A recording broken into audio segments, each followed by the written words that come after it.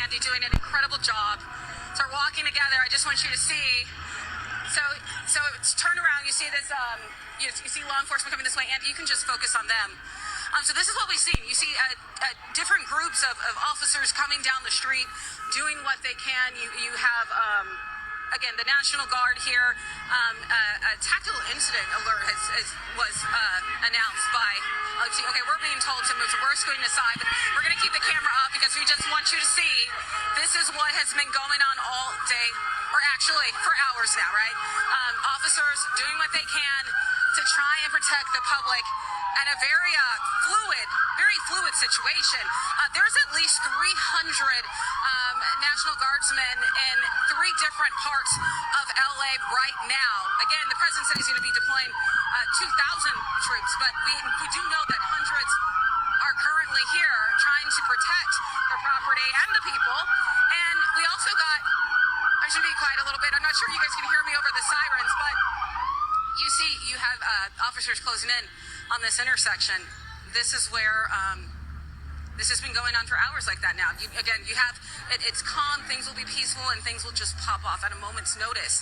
And that law enforcement, they'll converge and do what they can to try and keep people safe. I'm going to toss it back to you. My throat's a little dry. Very active. The tear spray. Very active scene, Christina. I can tell you we've been following along with your coverage all afternoon. Great job for us there on the scene. Christina, if you're still there, we would love to ask you some questions about what you're observing there. I know that you've been exposed to some of the elements. I heard Christina earlier when she was covering some of the disruptions when some of these protests were turning violent, things were being thrown.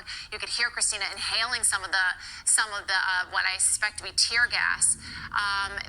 What we're seeing right here appears to be some type of altercation between a protester and law enforcement. Yeah, they just took someone down who had breached the police line. I've been watching these live pictures since we've been on the air, and we have seen a consistent series of projectiles being thrown at officers by these protesters, many of whom are flying foreign flags as they attack members of law enforcement.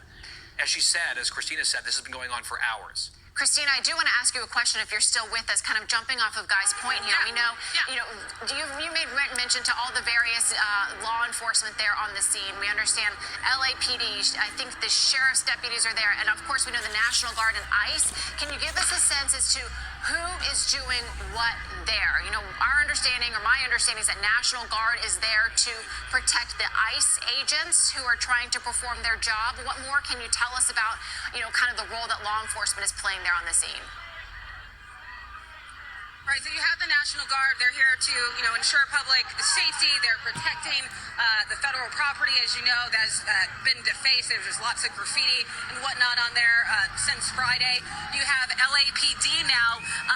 You can see their police presence. They're here, in the intersections offering support. They don't carry out civil immigration enforcement. They've reiterated that because, there's been a lot of protesters, calling on them to stop the immigration raids. And they said, we're not doing that, but they are offering support to the ICE agents and the people carrying out this, just trying to keep people safe. They're just trying to keep the peace. People are attacking the ICE agents. They're throwing bottles at them. They're throwing rocks and cement. We have video of that from yesterday and Paramount. They're setting cars on fire. That violence is something that they do not want here. The police do not want here, and so they're doing what they can to stop that. The sheriff's, the LA County Sheriff, he said that too. They're trying to do what they can to protect the public and keep people safe. And again, when we talk about I just want to talk a little bit about some of the arrests that were made. So DHS, they released information this afternoon about on 11 of the people who were arrested during ICE's operations during this week. And they described these people as some of the worst illegal criminal aliens. They're from all over the world, these 11 people. We're talking about Ecuador, I think Peru. They're saying that, these people, their criminal histories include sexual battery, child abuse, second-degree murder. Those are the kinds of people that ICE have been getting off the streets during their immigration enforcement operations. And yet you have these protesters out here who are upset about it. They want everybody released. the Trump administration reiterating that that is not going to happen. But again, live look out here. It seems okay right now, but again, things can change in a moment's notice. Back to you. Well, Christina, it's Guy Benson, and just for the viewers, it's almost impossible for our camera people to pan this crowd without showing some profanity that they've spray painted somewhere. So we apologize for that, but it is a reflection of who these people are with their foreign flags and their masks as they attack law enforcement officers live in broad daylight. Christina, my question to you is, this is how they're behaving now in broad daylight. What's the concern about after dusk when the sun goes down? Often the worst elements get more violent at night, right? Absolutely. I mean, that's a great point. With lots of protests and demonstrations and riots, you have opportunists who don't even care about really what's going on. You see them running into stores and running out with jeans and things like that. We haven't seen that yet. Hopefully we don't.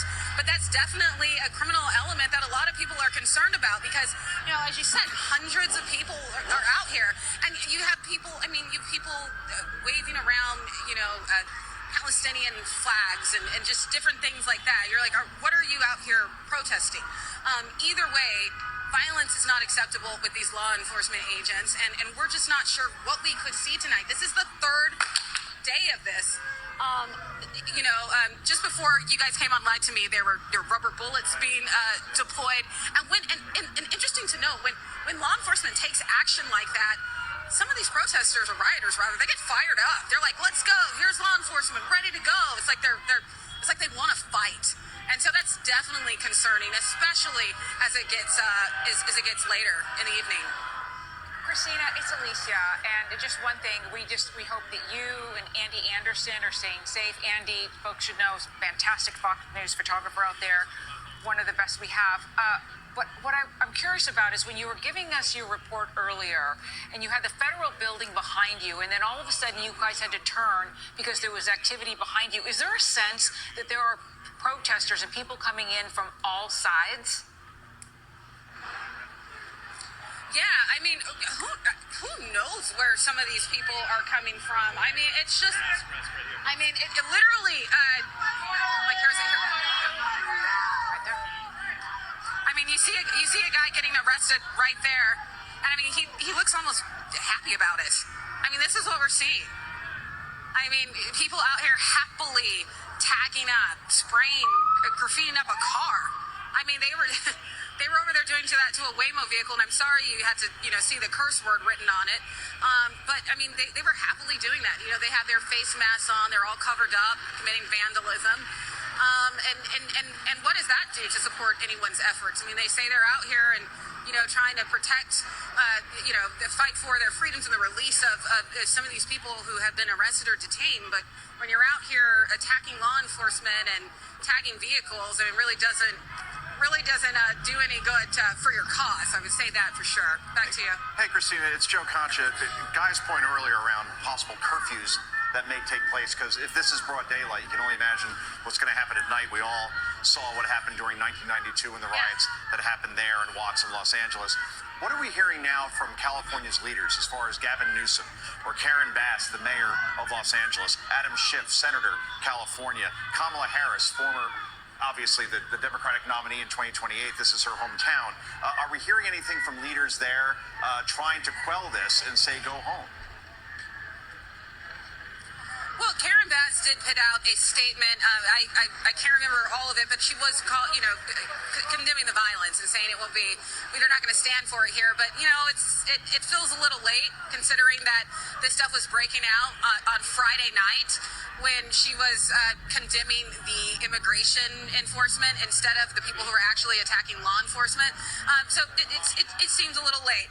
Governor Gavin Newsom, I'm reading my phone now. He tweeted, "Trump is trying to manufacture a crisis in LA County, deploying troops not for order but to create chaos.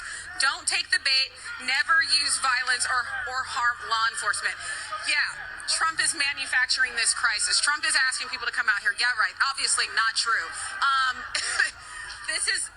what needs to be said is that these people, they need to go home. The people who are attacking law enforcement, the people who are committing vandalism, just causing absolute chaos. This does no good for the community, and that's, I mean, that's just the bottom line. I can't tell you what the senator said, but I'm sure he had some colorful words possibly for the immigration efforts that are going on right now, the immigration enforcement efforts that are going on right now. But I can tell you, again, like you guys said, night is coming, and it's very concerning because it's broad daylight, and you got people tossing bottles and things at law enforcement. You had that yesterday, throwing rocks and cement at law enforcement, which is incredibly dangerous. I mean, they're driving their vehicles, and they're having rocks hurled at them. That could cause a crash. Somebody could have been killed. I mean, it's just awful. They're setting buildings on fire. It's just chaos, unnecessary chaos. And again, some of these protesters, they're calling for the release of everybody that ICE has arrested during their immigration enforcement efforts over the past week. And as I mentioned, DHS mentioned that some of those people, they consider them to be the worst of the worst criminal aliens. They listed some of the crimes that they have committed, in terms of their criminal history. And again, we're talking about sexual battery, abuse of a child, second-degree murder. Trump officials say, you should be thanking ICE officials for getting those kind of people off the street, but it's definitely not. That's not what's happening here. Back to you.